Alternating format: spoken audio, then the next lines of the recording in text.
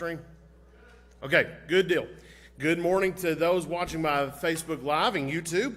We normally do not live stream our Bible class, but we are glad that you are here with us this morning for this special occasion, because we got Brother Maury Yegros of the Springs Iglesia de Cristo.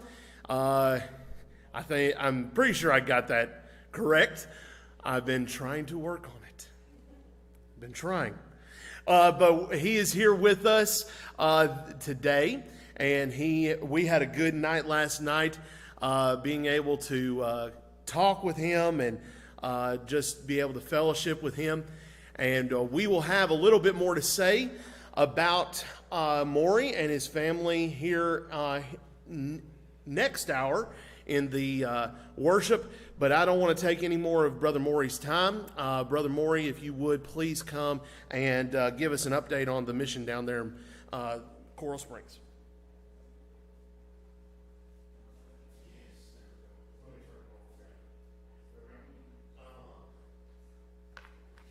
Good morning, everybody.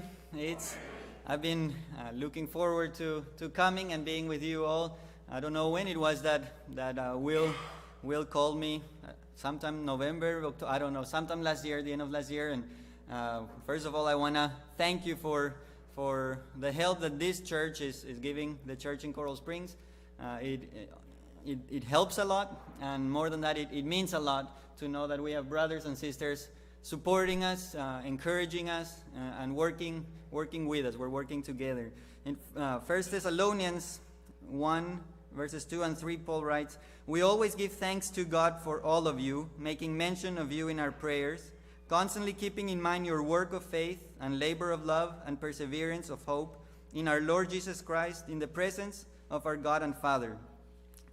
And I wanted to read that verse because I feel the same way about this church, about all of you, and not just me, the church in Coral Springs. Everybody expressed their thanks when I told them I was coming. They wanted to make sure I send greetings to all of you and express our gratitude for the help that you're giving us. Okay, yeah, it works. First, I want to tell you a little bit about our family, just briefly. My wife and kids wish they could come, and I talked to her, and she also said, make sure you tell them all hi. But my name, like Will said, is my full name is Mauricio Yegros, but you can call me Mauri or Maury or whatever. I'm used to being called all kinds of things. But I'm from Paraguay. My mom and my sister are here. My sister is married to Matt, Miss Susan's son. So we have family. We have family here. But my wife, Kayla, she's from Pennsylvania, and we have 3 kids. Nelson, who's 6, Emily is 4, and Lucas is 6 months. He'll be 7 months in a couple of days. But I wanted to introduce my family to you, because the work we do there, we do it as a family, and I am extremely blessed to be able to work there as a missionary, as a minister with my family. Our kids are little mini missionaries already. Nelson and Emily, when we take them to the store, for example, they love to sing all their Bible songs loudly, and we usually try to keep them quiet in the store, but when they sing Bible songs, we let them sing aloud. And one time I went to visit a brother and a sister that were still not attending because of the virus and everything. We knew that, and everything was good. They were still participating online, but as we were leaving, I was with Nelson and Emily, with my son and daughter, and as we were leaving, Emily kind of shyly was like, goodbye, and don't forget to come back to church.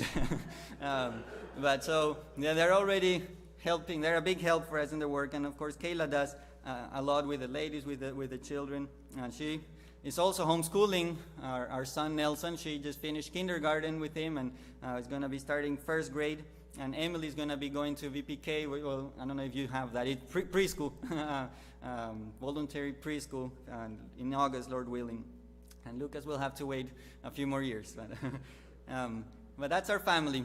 I also want to tell you about the area we're working with. I don't know how familiar you may be with South Florida.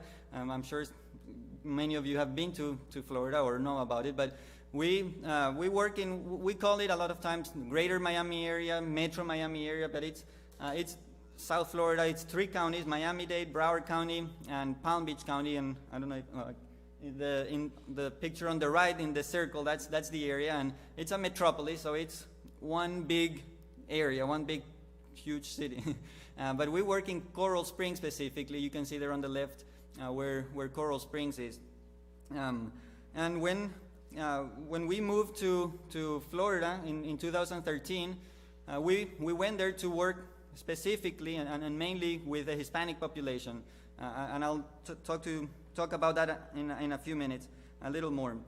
But one of the main reasons we wanted to go to South Florida is because of the access to people from all places.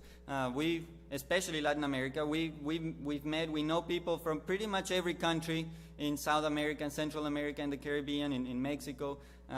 So we're in one place, but through those people, we can reach people in a whole continent, because a lot of times they have family or they travel back or things like that. They have connections and access to all those countries. So that's one of the main reasons, and obviously the lack of work among the Hispanics in South Florida. So we realized, and I think a lot of people are realizing more and more, that the United States is a mission field. I know this is the Bible Belt. There are a lot of churches, and I know there's still a lot of work to be done everywhere. But more and more we see that we live in a mission field, and this is not I'm from another country, but for all of you Americans, you don't have to go to another country to go to the mission field. The United States is a mission field. Just thinking about the Hispanics in the United States, there's almost 60 million Hispanics in the United States, and a lot of them have not been reached. They have not been taught the truth of the gospel. That's roughly 18% of the total population, the total U.S. population. And if you count the number of Spanish speakers, the U.S. is actually the second largest Spanish-speaking country in the world, just after Mexico, with about 40 million Spanish speakers in this country, and over 2.5 million are in South Florida of Hispanics. And again, this is mostly unreached people that have not been evangelized a lot. So that's why we wanted to go to South Florida and do that. So in 2013, the 5 of us, there you can see me and my wife on the right, and another couple and a single guy on the left. We all met at Fred Hardeman University. We all attended school there, and in 2012 we formed a team, and we moved in 2013 to South Florida. And initially we worked with the church in Pompano Beach, which it's about 40 minutes from Coral Springs. The church at that point had been there for almost 5 years. So we got there, we started working there while we got used to the area. We learned about the different places, and especially while we were trying to find where we could start a new Hispanic church, where there wasn't any church at that point. While we were working with the church there in Pompano, we met a family, Mario and Marta, and their 7 kids. And they're a great family. This is a family that, well, the couple and their oldest son, they're from Honduras. All the other kids were born here. But we met them. They were attending church in Pompano, but they were living in Coral Springs at the time. And I know some of you will hopefully get to go in a few weeks, and that'll be quick. And I'm sure you'll get to meet those kids, and you'll see those kids are amazing. Those are some of the best kids that we know and that we get to work with. They have a rough life, and they come, they've gone through all kinds of things, but they are faithful in their attendance. They participate a lot. The 3 oldest kids have been baptized, and I wanted to tell you about this family because you'll see the connection later. But once we started the work in Coral Springs in 2014, they started attending with us for the midweek studies, and then eventually, because of the distance, it was a lot closer, they started attending with us on Sundays also. But it was in 2014, in January of 2014, that that we started the church in Coral Springs, that we started meeting together as a church in a place there in Coral Springs, just the 5 of us. Actually, my sister Elena was there for those few weeks, the first few weeks or months, I can't remember. So there were, I guess, 6 of us, the 5 of us on the team, plus my sister Elena was there. And we started there in January 2014. January and February, we were still getting the building ready and getting everything ready. And we started with very little. You can see in the pictures, we had just a few chairs. The picture there on the top, we didn't have the communion trays or anything, so we went to a McDonald's or something and got those ketchup cups until we could get some communion ware, and which again God provided. And we've seen, even though we started with very little, we started with just the 5 of us. At that point we had just graduated from Freed. We had no full-time experience in the ministry. Some of them didn't know Spanish. They had to learn when we got there. But in all of that, we could see God's faithfulness, God's help, how He's been providing for everything. And we're still here after 7, almost 8 years there. And we're humbled to see how God has been able to work through us, who we realize we're not the best qualified or anything like that, but we're humbled to be able to be used by God for the work in His kingdom. But we had our first service there open to everybody in March of 2014, and we had about almost 20 people, I think, and not long after that we met another family, Raul and Maria. And we met this family through that other family I told you about, Mario and Marta. They were actually next door neighbors. And the missionary in Pompano, Carlos, his name, many times he went and knocked on their door and tried to invite them to different events, tried to study with them. And every time they would reject, they would close the door. Sometimes they wouldn't open the door. One time, Carlos told me he gave them a flyer, and right there they tore it apart. But one time we were visiting that other family, Maria and Marta, and they told us that this family, their next door neighbors, were going through some difficult times, and they said, you should go and see if you can pray with them. So we tried, and we knocked on their door. The mom was there with their 2 older kids at the time. The third one you can see hadn't been born at that time yet. But they let us in. We prayed with them. We were able to meet their 2 kids. The 2 older ones they both have autism. So yeah, again, not an easy life at all for those people. But after that, we were able to set up a Bible study with Maria, the wife, and they started attending services with us, and that was maybe April of that same year when we had just started. And just a couple of months later, Maria decided to be baptized, and then we kept studying with them, and about a little over a year later, also Raul, the husband, was baptized. And they are a great family. They still participate faithfully. We have learned a lot from them, and those kids, even though they have autism, we learn a lot from them. They are amazing kids, and the little one too. They are one of my kids' best friends. So we love this family very much, and they mean a lot, and they do a lot for the church. But since then, the church has been able to grow. We have several families, and you can see, I don't know if you can see in the pictures, you can see Maria and Marta there in the back to the right, and then Raul and Maria in the front sitting down there. And right next to them, to the right, to their left, I guess, there's a lady, Marlene, with her 2 girls. And that is another interesting story, another family that we met. We met actually the husband, Julio. One time we were playing soccer at a park with a group from the church, and as we were finishing, we were leaving, somebody we were playing with saw him. They just happened to be visiting at the park, and here's my friend here. This is Julio, Mauricio. Nice to meet you. Okay, bye. We didn't get to talk at all. We were leaving.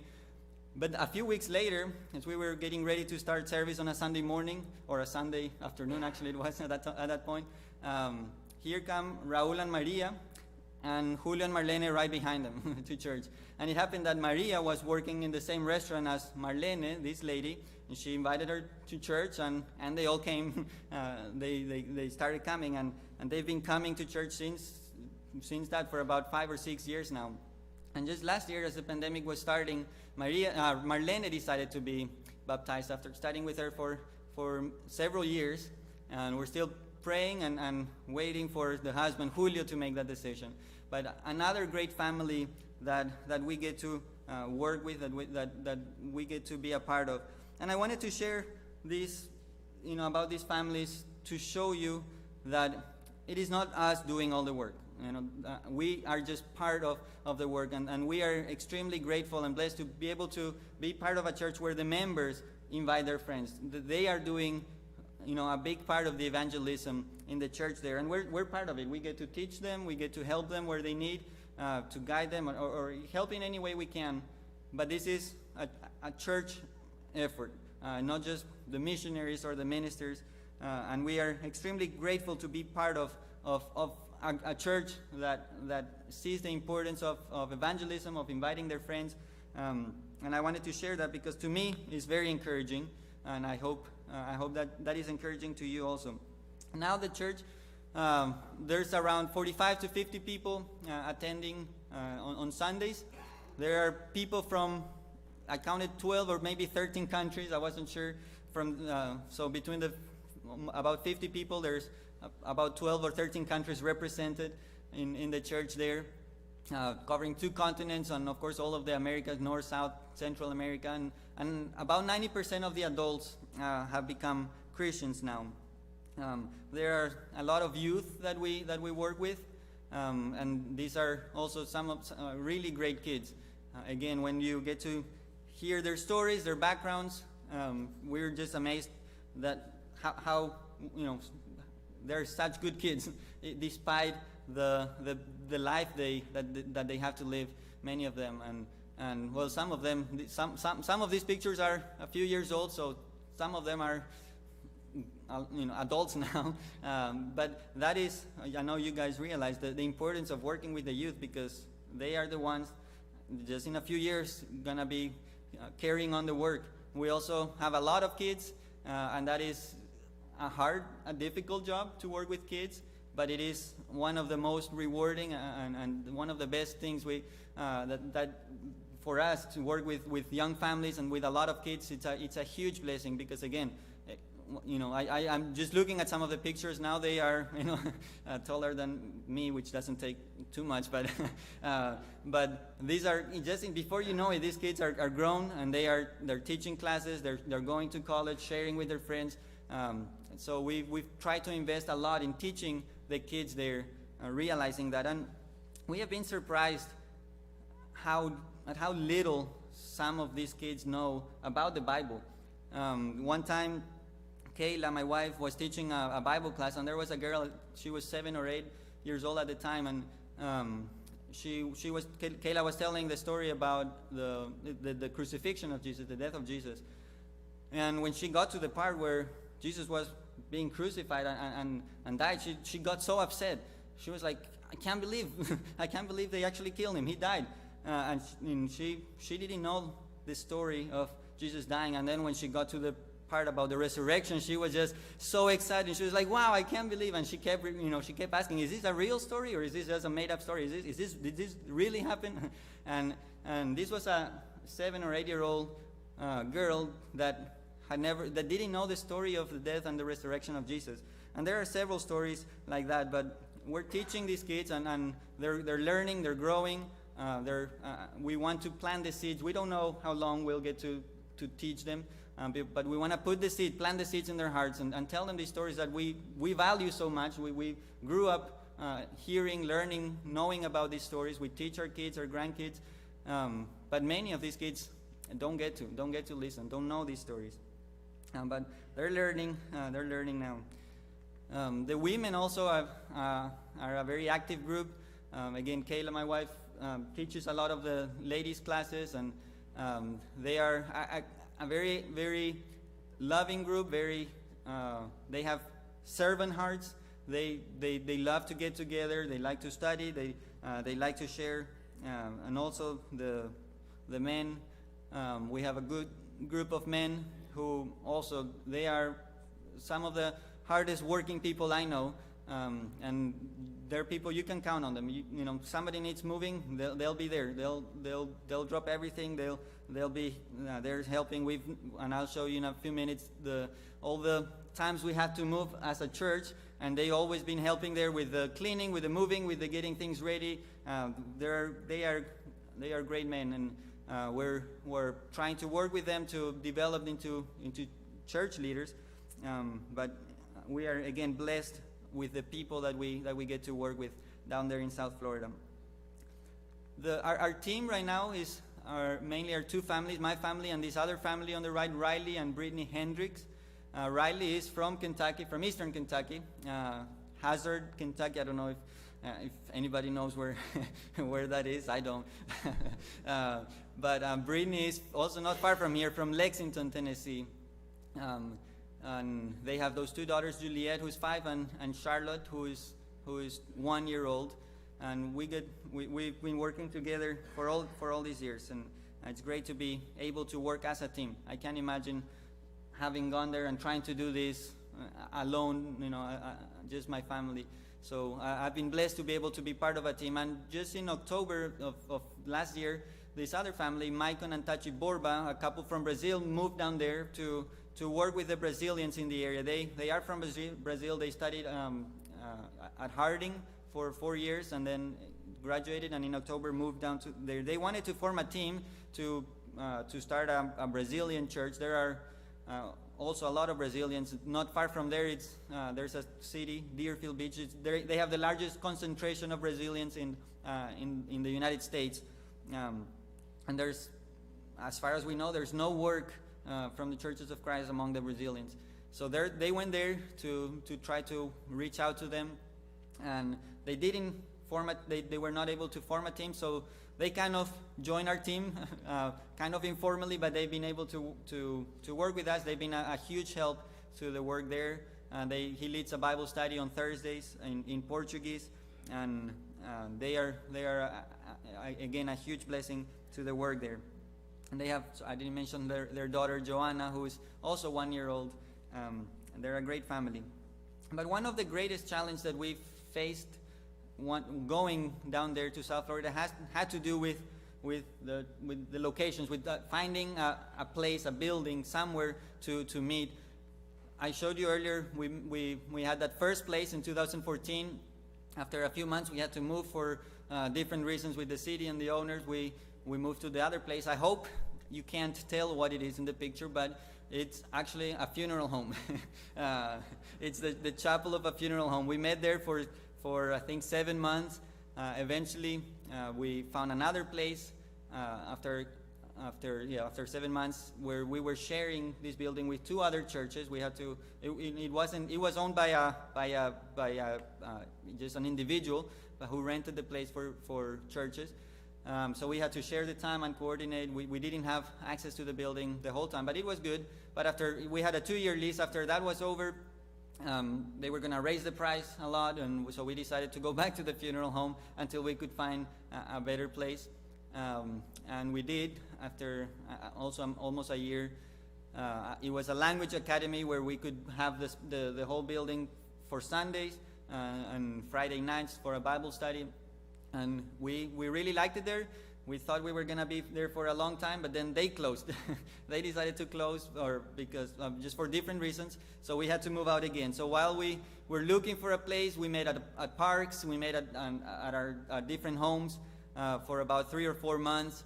And it was hard, I guess, in a sense. I guess we're used to having our own place, and we take that for granted. But it was a really good time for the church, because as you may know, most of the people, almost all of the people we work with, come from a Catholic background, and they have they attach to them, church is the building, the church building. They are very attached to the building. If you want to pray, you go to the church building to pray, and it's better to pray, and things like that.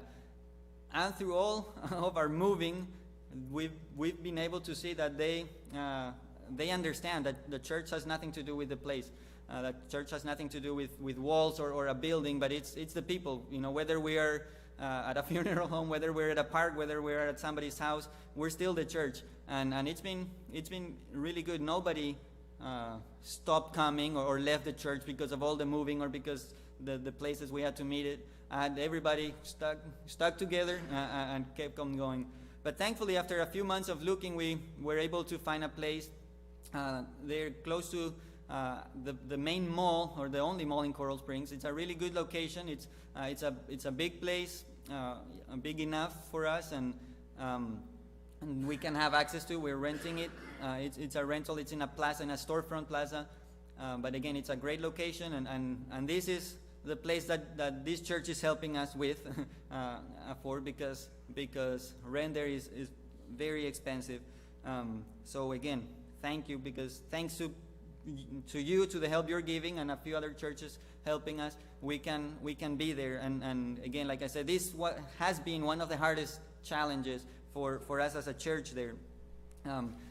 And again, we see how God always provides, and He always has, and because of that, we know He will continue to provide for our needs. He has shown us that many times. But 1 Corinthians 3, 6 and 7 says, I planted, Paul was saying, I planted, Apollos watered, but God gave the growth. So neither he who plants nor he who waters is anything, but only God who gives the growth. So we've been trying to do our part of planting and watering. We've used a program. I don't know if anybody is familiar with Let's Start Talking, but it's a program that uses the Bible to help people with their English. As they're learning English, they're trying to practice, get better at their conversation. We've used that program and other similar programs to that, and that has been a great success. A lot of people there go, and many of them come from maybe middle class background. They don't need free food, they don't need free clothing so much, but they all need help with their English. So that's been a way that we could help them in something that they actually need, and at the same time be teaching them the Word of God. We're showing them love, and we care for them. We're trying to help them, and doing that while we're teaching them the gospel. So that has been a really good way to meet new people, to help people, to really form close friendships and close relationships with people. Several of the people we've studied with using this program have been baptized, including Marlene, who I showed you earlier. We studied with her using this program for a while. But we've done, the regular home Bible studies with people as a group, or just individuals, or just as a family. And that means a lot to people. I think in most places, but Hispanics love to get together, be together, invite you to their home, come to your house, and that has been a really great thing. Also, as we know, with this past year, we've had to do a lot of virtual studies, and we were doing that even before the pandemic. We had a radio program. Riley, the other missionary, was in charge of it, and I would help him some with that. But obviously, again, with this past year, we've done a lot of virtual Bible studies. Kayla and I started a neighborhood. We live in a apartment complex, and we were able to start a Bible study in our neighborhood, where we had 3 or 4 families come, and actually that girl there on the top right is our neighbor who's been going to church with us for several months now. And well, she's actually the girl I told you that had never heard about the death and the resurrection of Jesus. But she's learned. She's coming along. she's come a long way since then, and she's a big help with our baby Lucas also. So then we've also been able to do some VBSs. Before we had a place, we did it at the park, like a one-day VBS. We've been able to do the year before the pandemic, or maybe 2 years before, a VBS there at the building we're at now. We've done youth bonfires with devotionals and a lot of door knocking in different neighborhoods where we've met people, and some of them we've been able to establish a good relationship with. We meet at the park. People like to be at the park during the nice weather in Florida, so we try to take advantage of that a lot. that's a great opportunity for people to invite their friends. You know, maybe they might be scared to come to. Just last weekend actually did, and they actually went, and now Kayla talked to the wife, and she's gonna start a Bible study using English next week, Lord willing. So these have been really good, and also we've been able to use the building we now have to host different events for the community. There on the top right, you can see they had passed a law for the Venezuelans. There's many people from Venezuela there. So some people, Marlene, the one I told you about, she asked us if she had a friend who was looking for a place where they could get together and help. You know, they were going to bring a couple of lawyers and help the Venezuelans there with this paperwork they had to do for the law, and we were able to do that. And there were about 80 people we had never met any of them, and we invited them back. There are about 10 of them were also helping them with their English, using the Bible now from that. A couple of them have come to church services. I'm starting personally with one of them. So we're, again, planting and watering. Planting the seed of the gospel, watering, helping people in what we can, showing them the love of God. And that, again, that is what God wants us to do. That's the job He has given us to do, planting and watering. And here are some more pictures of your church family in Coral Springs. This is your family. I know you don't know any of those people. You've never met them. One day you will, whether here or in heaven. And again, I can't thank you enough for the help that you've been since these years, in these few months, helping us. But as we plant and as we water, God, as the verse says, God gives the increase. And He has given the increase. I've shown you a few of the baptisms, but we've had several people have been baptized in these past few years because of hearing the Word of God, because of understanding the gospel, because of understanding what Jesus has done for us and what He wants us to do. And several people have been restored to the faith, and that is God's doing. That is God giving the growth. And to Him, He deserves, and to Him goes all the glory for all that. And also as a church, we've been able to help a brother in Venezuela, Alvaro Bermudez. He's a preacher there who had the chance to escape. I don't know if you're aware of the situation in Venezuela, but it's pretty bad. It's hard to get food. There's no access to healthcare in most places for most people. And he had the chance to escape all that, come here, but he said, no, somebody needs to stay and keep preaching here. So he decided to stay there in Venezuela, and he goes to different towns, different places around just preaching. He started several congregations in the area where he lives. Right now he spent some time going to a group of native people in Venezuela that have been enriched with the gospel, and he told me it's really hard with the language barrier. You know, they know very little Spanish, and he doesn't know their language, but he's working and he's persevering. So we were able to help them, and it's not very much. It's really very little, but we want to make sure we're doing what we can, whether a lot or a little. We want to do what we can. And I think if everybody does that, then we can do a lot when we work together. And we're also helping in a very small way the International School of Theology. It's a preaching school in Haiti, in the capital, Port-au-Prince, in Haiti, where they train preachers, where they go and throughout the country of Haiti, they preach, they teach, they start new churches. And I know it may seem strange that we, a church who need help from other churches, like you all, are also helping others. But like I said, I think it's important for the church, every church, whether little or big, with a lot or with a little, to do what we can. We wanted to make sure from the beginning that the church there was focused on evangelism, focused on missions. Even if what we could do was very small, we wanted to do that. We wanted the members there to really value helping preachers, helping missionaries, helping the spread of the gospel in any way we can. So again, I appreciate this church, and I'm grateful to be part of the work in the church there.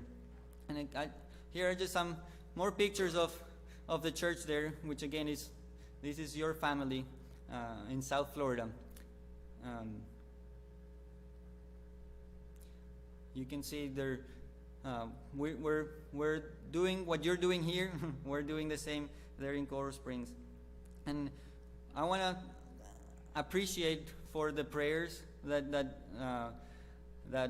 you're praying for us. You're asking God for us, and I wanted to ask you specifically, as you pray for us, to pray for us as the missionaries, I guess, the ministers there, for wisdom, for courage.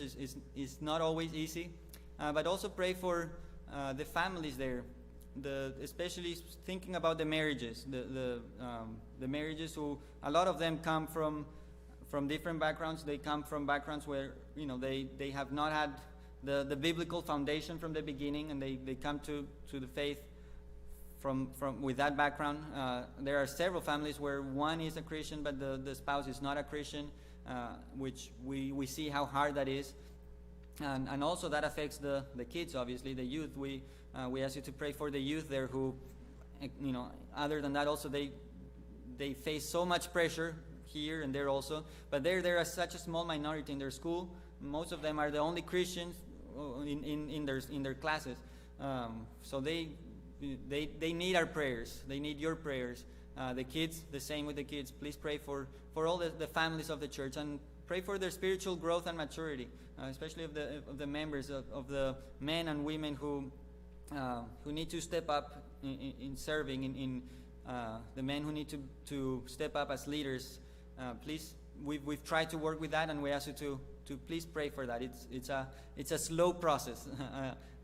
We have to be patient, and please pray that we will continue to be able to reach more people, that we will continue to grow as a church, that we will be able to continue planting the seed, watering, and we ask you that you pray that we'll continue to be able to grow as a church. And please continue to pray for the continued provisions for the building cost. Again, we've seen God's faithfulness in that, and we ask you to continue to pray for that. And I just want to finish reading Romans 10:14 and 15. How then will they call on him in whom they have not believed? And how are they to believe in him of whom they have never heard? And how are they to hear without someone preaching? And how are they to preach unless they are sent? I want to once again thank you, not only for the work you're doing here, preaching the gospel in this place, in wherever you are, in your neighborhoods, and with your families, and here in Fulton, in this area, but also thank you for being part of sending in the way you do. I want to thank you for the opportunity that you gave me, and I hope this has been informative. I hope you can know the church in Coral Springs a little bit better, and maybe be able to pray more specifically for some of the needs there, some of the people there. And I know we have a few minutes left. I don't know if there are any questions. That's all I had for this morning. I don't know if there are any questions or anything that wasn't clear, or anything that you may want to ask. Feel free to do that, or we can end early.